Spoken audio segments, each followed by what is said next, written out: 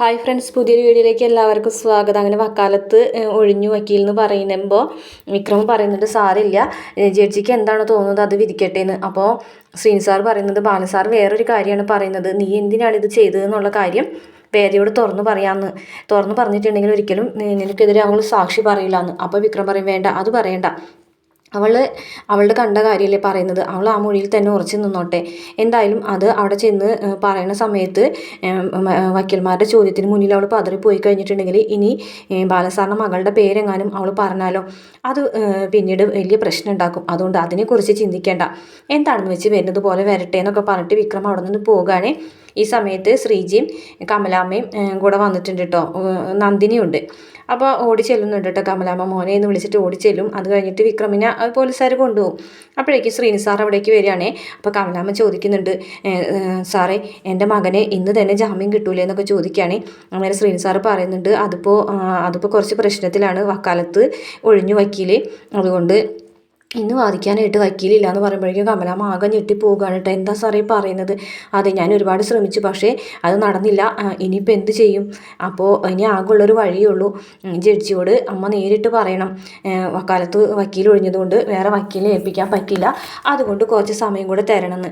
അപ്പോൾ ഒരു 1-2 ആഴ്ചയ്ക്കുള്ളിൽ നമുക്ക് വേറെ വക്കീലിനെ ശരിയാക്കാം, ഇവിടെ നിന്ന് അല്ലെങ്കിൽ പുറത്തുനിന്ന് വക്കീലിനെ കൊണ്ടുവന്നിട്ടായാലും ഞാൻ അവന് ജാമ്യം മേടിച്ചു കൊടുക്കുന്നൊക്കെ പറയുകയാണേ. അപ്പോൾ അത്രയും നാൾ എൻ്റെ മോൻ ജയിലിലേക്ക് എടുക്കണോ, അതല്ലാതെ വേറെ നിവർത്തില്ല എന്ന് പറയുകയാണേ. അപ്പോൾ വേദ അതിൽ പോകുന്ന കാണുമ്പോൾ കമലാൻ പറയുന്നുണ്ട്, ശരി ഞാൻ പറയാം, ഇവളുടെ ഒരു മൊഴിയിൽ എൻ്റെ മോൻ ജയിലിൽ പോകാൻ പാടില്ല എന്ന് പറയുകയാണേ.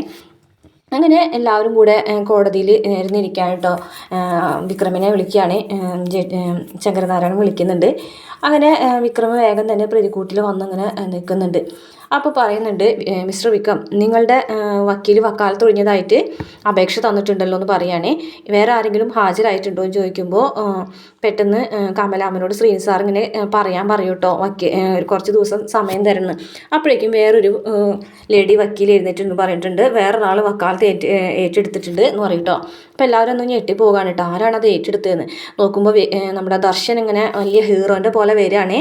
അപ്പോൾ എല്ലാവരും ദർശനെ തന്നെ നോക്കുകയാണ്. ദർശൻ അങ്ങനെ ഒരു കേസ് ഏറ്റെടുക്കുന്നോ, ദർശൻ വിക്രമിന് വേണ്ടി വാദിക്കാൻ വരുന്നൊന്നും ആരും സ്വപ്നത്തിൽ പോലും വിചാരിക്കുന്നില്ല.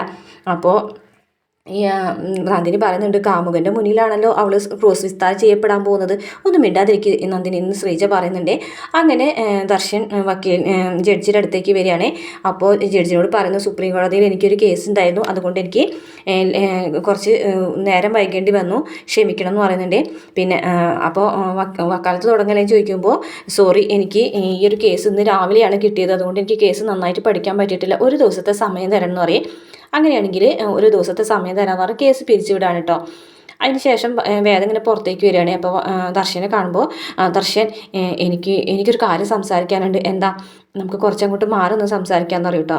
എന്നാൽ ശരി എന്ന് പറഞ്ഞിട്ട് ദർശൻ വേദയുടെ കൂടെ പോകും കേട്ടോ. എന്നിട്ട് വേദ ചോദിക്കുന്നുണ്ട്, എന്താ കാര്യം എന്ന് ചോദിക്കുക, എന്ത് കാര്യം എന്നാണ് പറയണത് എന്ന് ചോദിക്കും കേട്ടോ. വിക്രമിനെ ജയിലിൽ നിന്ന് പുറത്തിറക്കാനായിട്ട് ഈ വക്കാലത്ത് ഏറ്റെടുക്കാനായിട്ട് ദർശനോട് ആരാണ് പറഞ്ഞത്, ദർശൻ എന്തിനാണ് അത് ചെയ്യുന്നതെന്നൊക്കെ ചോദിക്കുന്നുണ്ട്. അന്നേരം വേദ പറയുന്നുണ്ട്, ഞാൻ വിക്രമിനെതിരെ സാക്ഷി പറയുന്നത് എനിക്ക് എൻ്റേതായ കാര്യങ്ങളും ഉണ്ടെന്ന് പറയും. അപ്പോൾ ദർശൻ പറയും, ഞാൻ വിക്രമിന് വേണ്ടിയിട്ട് വാദിക്കുന്നതിൽ എനിക്കും എൻ്റേതായ കാര്യങ്ങളൊക്കെ ഉണ്ടെന്ന് പറയും. അതെന്താണെന്നാണ് ഞാൻ ചോദിച്ചത്, അതെന്നോട് പറയണമെന്ന് വേദ പറയുമ്പോൾ, അതൊന്നും എതിർ കക്ഷിയുടെ സാക്ഷിക്ക് വേണ്ടിയിട്ട് മൊഴി പറയുന്ന ഒരാൾക്ക് വേണ്ടിയിട്ടൊന്നും ഞങ്ങൾ അത് പറയാൻ തയ്യാറല്ല എന്ന് പറഞ്ഞിട്ട് ദർശനോടെ നിന്ന് പോകും കേട്ടോ. അതിനുശേഷം കമലാമ്മക്ക് ഭയങ്കര സന്തോഷമാവണം, എന്തായാലും തക്ക സമയത്ത് ആ ദർശൻ വക്കീൽ വന്നല്ലോ, ഏറ്റെടുത്ത് ഒരു കേസിൽ പോലും അദ്ദേഹം തോറ്റിട്ടില്ല എന്നാണ് പറയുന്നതെന്ന് ശ്രീജ പറയും കേട്ടോ. അപ്പോൾ നന്ദിനിക്കാണെങ്കിൽ സംശയം, എന്നാൽ ഇതിൽ എന്തോ ഒരു കള്ളക്കളി ഉള്ളത് പോലെ തോന്നുന്നുണ്ടല്ലോ, ഈ ദർശൻ വക്കീലല്ലേ നമ്മുടെ വേദന കെട്ടാനിരുന്നത്, എന്നിട്ട് ഇപ്പോൾ വിക്രമിന് വേണ്ടി വാദിക്കാൻ വരുമ്പോൾ അതിലെന്തോ ഒരു ഈ ശരിയില്ലായ്ക ഉണ്ടല്ലോ എന്നൊക്കെ പറയുകയാണേ. അപ്പോൾ എന്ത് ശരിയില്ലായ്ക, നീ വെറുതെ ആവശ്യമില്ല അതൊന്നും നിൽക്കണ്ടെന്നൊക്കെ ശ്രീജ പറയുന്നുണ്ട്. എന്തായാലും വേദ അങ്ങനെ ഒരു മൊഴി പറഞ്ഞിട്ടുണ്ടെങ്കിൽ അതിലെന്തോ കാര്യമുണ്ടെന്ന് പറയും. ശ്രീജ ചേച്ചി എപ്പോഴും അങ്ങനെയാണ്, അവൾ എന്താണ് ചെയ്യുന്നത് അവളെ മാത്രം ന്യായീകരിച്ച് പറയുള്ളൂ, അവൾ എന്ത് കണ്ടിട്ടാണെന്ന് പറയണത്, അവൾ എന്തെങ്കിലും കണ്ടിട്ടുണ്ടാവും, അല്ലാതെ അവളങ്ങനെ പറയുന്നില്ല എന്നൊക്കെ പറയട്ടോ. അപ്പോൾ നന്ദിനി പറഞ്ഞാണ്ടേ, ഇത് പണ്ടൊരിക്കലും നമ്മളെ വീട്ടിൽ കുറച്ച് ആൾക്കാർ വന്നിട്ട് വേദയെ തട്ടിക്കൊണ്ടുപോകാൻ ശ്രമിച്ചത് ഓർമ്മയില്ലേ, അന്ന് രാത്രി എന്നെ അവളെ വിളിച്ചുകൊണ്ടുപോയി അവരുടെ മുന്നിൽ വെച്ചിട്ട് ആൾക്കാരെ മുഴുവനും അടിച്ചു വീഴ്ത്തി വീഴ്ത്തിയിട്ടാണ് നമ്മളോടേക്ക് വേദനയും കൊണ്ട് തിരികെ വന്നത്. അന്ന് വേദ എന്നോടൊരു കാര്യം പറഞ്ഞു, സിനിമ സ്റ്റൈലിലാണ് അടിക്കുന്നത് കണ്ടത്. എന്നിട്ടും അവനെ പുകഴ്ത്തി പറയുകയാണ് ചെയ്തത്. ഒരു അടി കഴിഞ്ഞിട്ട് വന്നിട്ട് സ്വന്തം ഭർത്താവിനെ പുകഴ്ത്തി പറഞ്ഞല്ലേ അവള്. എന്നിട്ടിപ്പോൾ ഈ ഒരു കാര്യത്തിൽ മാത്രം എന്തുകൊണ്ടാണ് സാക്ഷി പറഞ്ഞത്? അതിലെന്തോ ഒരു നിഗൂഢത ഒളിഞ്ഞെടുക്കുന്നുണ്ടെന്നൊക്കെ നന്ദിനി പറയുന്നുണ്ട്. അപ്പോൾ ശ്രീജ പറഞ്ഞു, നീ എന്തിനാണ് ആവശ്യമില്ലാത്ത കാര്യങ്ങളൊക്കെ സംസാരിക്കാൻ നിൽക്കുന്നത്? വേദ അങ്ങനെ പറഞ്ഞിട്ടുണ്ടെങ്കിൽ അതിൻ്റേതായ കാര്യങ്ങൾ ഉണ്ടാവും എന്നൊക്കെ പറയട്ടോ. അപ്പോൾ കമലാൻ പറയുന്നുണ്ട്, മതി സാരമില്ല പോട്ടെ, ഇനിയിപ്പോൾ ഈ ഒരു കാര്യം പറഞ്ഞിട്ട് അവളെ നിങ്ങൾ രണ്ടുപേരും തർക്കിക്കാൻ നിൽക്കണ്ടെന്ന് പറയട്ടോ. അപ്പോഴേക്കും ദർശൻ വക്കീൽ അവിടേക്ക് വരികയാണ്. അപ്പോൾ കമലാമ്മ വേഗം തന്നെ ചെന്നിട്ട് ഞാൻ വിക്രമിൻ്റെ അമ്മയാണെന്ന് പറയും. എനിക്കറിയാമെന്ന് പറയട്ടോ, സാറ് ചെയ്തത് വലിയൊരു ഉപകാരമാണെന്ന് പറഞ്ഞിട്ട് തൊഴുകയോടെ അങ്ങനെ നിൽക്കുന്നുണ്ട് കേട്ടോ. സാറില്ല എന്നൊക്കെ പറഞ്ഞിട്ട് അവിടെ നിന്ന് പോവുകയും അന്നേരം നന്ദിനി വീണ്ടും വിളിച്ചിട്ട് ചോദിക്കണം, അതെ ദർശൻ വക്കീൽ എന്തിനാണ് ഈ കേസ് ഏറ്റെടുത്തത് എന്ന് ചോദിക്കുകയാണേ. അപ്പോൾ എല്ലാ വക്കീലന്മാർക്കും അങ്ങനെ എല്ലാവരോടും എല്ലാവരുടെ ചോദ്യങ്ങൾക്കും എല്ലാ മറുപടിയൊന്നും പറയാൻ പറ്റില്ല എന്ന് പറഞ്ഞിട്ട് ദർശൻ വക്കീൽ അവിടെ നിന്ന് പോകും. അതിനുശേഷം നമ്മുടെ വിക്രമിനെയും കൊണ്ടുവരുമ്പോൾ വേദ പറയാണ്, സാർ എനിക്ക് വിക്രമിനോട് ഒരു കാര്യം പറയാനുണ്ടെന്ന് പറയട്ടോ. അപ്പോൾ പ്രതിക്കെതിരെ സാക്ഷി പറയുന്ന ആളാണോ പ്രതിനോട് സംസാരിക്കാൻ വന്നിരിക്കുന്നത്? സാക്ഷി പറയുന്ന ആളായിട്ടല്ല, വിക്രമിൻ്റെ ഭാര്യയായിട്ടാണ് ഞാൻ വന്നിരിക്കുന്നതെന്ന് പറയട്ടോ. ആ പദവിയൊക്കെ ഇപ്പോഴും ഉണ്ടോ എന്ന് ചോദിക്കുകയാണേ. ശരി എന്തായാലും നിങ്ങൾ സംസാരിക്കുകയെന്ന് പറഞ്ഞിട്ട് അവർ മാറി നിൽക്കുകയാണേ. ചെലടാ എന്ന് പറയും. അപ്പോൾ വിക്രം ചോദിക്കുക, എന്താ കാര്യം ചോദിക്കുന്നു. അപ്പോൾ വേദ പറയുന്നുണ്ട്, ദർശൻ വക്കീലിൻ്റെ കാര്യമാണ് കേട്ടോ. ദർശൻ ഈ കേസ് ഏറ്റെടുക്കുന്നത് ഞാൻ വിചാരിച്ചിരുന്നില്ല എന്നൊക്കെ പറയുന്നുണ്ട്. എന്തായാലും വിക്രം ഈ ഒരു കാര്യത്തിന് വേണ്ടിയിട്ട് മാത്രമല്ല, ആ പയ്യനെ ഇത്ര ക്രൂരമായിട്ട് എന്തിനാണ് ഇങ്ങനെ തല്ലിച്ചതയ്ക്കാനുണ്ടായ കാരണം എന്ന് ചോദിക്കുകയാണ്.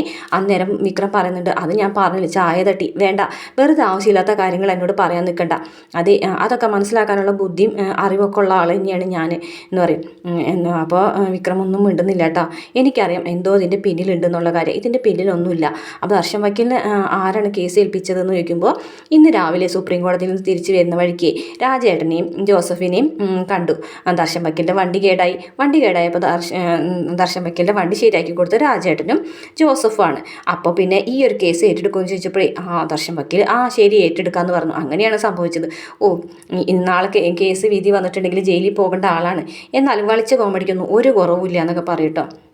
ഞാനങ്ങനെ വിക്രമിനെതിരെ സാക്ഷി പറയുന്നത് വിക്രമിനോടുള്ള ദേഷ്യം കൊണ്ട് പക കൊണ്ടല്ല, പിന്നെ എന്താണെന്ന് ചോദിക്കും കേട്ടോ. അത് പുറത്തിറങ്ങുകയാണെന്നുണ്ടെങ്കിൽ അപ്പം പറയാമെന്നൊക്കെ പറയും. അപ്പോഴേക്കും പോലീസുകാരൻ വരികയാണ് കേട്ടോ. പോലീസുകാരൻ വന്നിട്ട് വിക്രമിനെ കൊണ്ടുപോകാണ്. പോകുന്ന സമയത്ത് വിക്രമാണെന്നുണ്ടെങ്കിൽ വേദന തന്നെ നോക്കുകയാണ് കേട്ടോ. ആദ്യം തിരിഞ്ഞു നോക്കി, വേദനയാണെന്നുണ്ടെങ്കിൽ സങ്കടത്തോടെ കണ്ണൊക്കെ നിറഞ്ഞ് നിൽക്കുന്നുണ്ട്. വീണ്ടും വിക്രം പോകുന്ന വഴിക്കൊക്കെ ഇങ്ങനെ വേദന നോക്കി തന്നെ പോവുകയാണ്. പിന്നീട് കാണിക്കുന്നത് ദർശൻ വക്കീൽ ഇങ്ങനെ ചായ കുടിച്ചുകൊണ്ടിരിക്കുന്ന സമയത്ത് വാസം വക്കീൽ അവിടേക്ക് വരികയാണ്. എന്നിട്ട് പറയുന്നുണ്ട്, എന്തായാലും രാമ വക്കീൽ ഞാൻ വേണ്ടാന്ന് വെച്ചതേ ഈ ഒരു കേസ് ഇങ്ങനെ അവസാനിക്കട്ടെ, എന്തായാലും അവനെ ജയിലിലേക്ക് അയക്കാനാണെന്നുണ്ടെങ്കിൽ അകത്ത് വെച്ച് തന്നെ എനിക്ക് പണിയാന്നുള്ള രീതിയിലാണ് ഞാനത് ചെയ്തത്. പക്ഷേ അതിൻ്റെ ഇടയ്ക്കാണ് സാറ് വന്ന് കയറിയത്. സാർ എന്തിനാണ് ഇതിൻ്റെ ഇടയിലൊക്കെ കയറാൻ നിൽക്കുന്നതെന്നൊക്കെ ചോദിക്കുകയാണ്. എന്തായാലും എനിക്കിപ്പോൾ രണ്ടായാലും ഒന്ന് തന്നെ. അവൻ പുറത്തിറങ്ങിയാൽ രണ്ടാൾ ചിലപ്പോൾ തീരും, അകത്താണെന്നുണ്ടെങ്കിൽ ഒരാൾ മാത്രം മതിയല്ലോ എന്നൊക്കെ പറയും കേട്ടോ.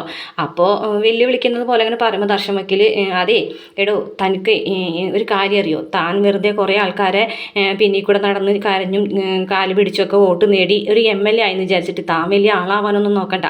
തനിക്ക് പണ്ടൊരു മുതലാളി ഉണ്ടായിരുന്നല്ലോ, ഒരു ഫെഡറിക് എങ്ങാണ്ട്, അയാൾ ചത്തപ്പോൾ അയാളുടെ ഭാര്യനെ താൻ കെട്ടി, അങ്ങനെ ആ സ്വത്തുക്കൾ മുഴുവൻ തനിക്ക് കിട്ടി. അങ്ങനെയല്ലേ താൻ വലിയ മുതലാളിയായത്. ആ കഥയൊക്കെ എനിക്കറിയാം, പക്ഷേ അതിൻ്റെ ഹുങ്കൊന്നും എന്നോട് എടുക്കണ്ട കേട്ടോ എന്ന് പറയൂട്ടോ. അപ്പോൾ പൂർവ്വചരിത്രം മുഴുവനും ദർശനം അറിയാമെന്നുള്ള കാര്യം മനസ്സിലാവുകയാണെ. താൻ എന്തൊക്കെ ചെയ്താലും എനിക്ക് പറയാനുള്ളത് ഞാൻ തന്നെ പറയാം, വിക്രമിനെ ഞാൻ ഊരിയെടുക്കും എന്ന് തന്നെ പറയാണ് കേട്ടോ. എന്തൊക്കെ ചെയ്തിട്ടാലും വിക്രമിനെ ഞാൻ ഊരെന്ന് പറയുന്നത് കാണിച്ചുകൊണ്ട് ഇന്നത്തെ എപ്പിസോഡ് അവസാനിക്കാനുള്ള വീഡിയോ ഇഷ്ടപ്പെട്ട ചാനൽ സബ്സ്ക്രൈബ് ചെയ്ത് സപ്പോർട്ട് ചെയ്യണേ.